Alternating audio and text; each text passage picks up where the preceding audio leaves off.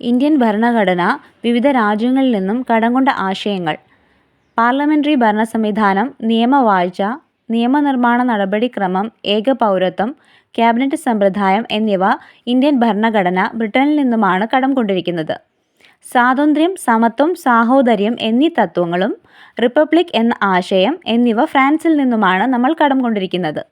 മൗലിക അവകാശങ്ങൾ, judicial review, സ്വതന്ത്ര നീതിന്യായ വ്യവസ്ഥ എന്നിവ, രാഷ്ട്രപതിയുടെ ഇംപീച്ച്മെന്റ് എന്നിവ USA-യിൽ നിന്നും.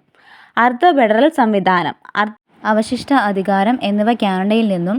നിർദ്ദേശക തത്വങ്ങൾ, പ്രസിഡന്റിന്റെ തിരഞ്ഞെടുപ്പ്, രാജ്യസഭയിലേക്ക് അംഗങ്ങളെ നാമനിർദ്ദേശം ചെയ്യാനുള്ള പ്രസിഡന്റിന്റെ അധികാരം എന്നിവ അയർലൻഡിൽ നിന്നും. മൗലിക കടമകൾ, സോവിയറ്റ് യൂണിയനിൽ നിന്നും. അടിയന്തരാവസ്ഥ കാലത്ത് മൗലികാവകാശങ്ങൾ റദ്ദാക്കൽ, വെയ്മർ കോൺസ്റ്റിറ്റ്യൂഷൻ ഓഫ് ജർമ്മനിയിൽ നിന്നും. ഭരണഘടനാ ഭേദഗതി, രാജ്യസഭയിലെ അംഗങ്ങളുടെ തിരഞ്ഞെടുപ്പ് എന്നിവ ദക്ഷിണാഫ്രിക്കയിൽ നിന്നും.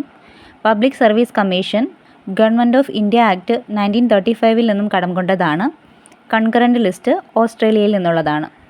അപ്പോൾ നിങ്ങൾക്ക് ഇത്തരത്തിലുള്ള വീഡിയോസൊക്കെ ഇഷ്ടമാണെങ്കിൽ ഒന്ന് ലൈക്ക് അടിച്ചേക്കണേ.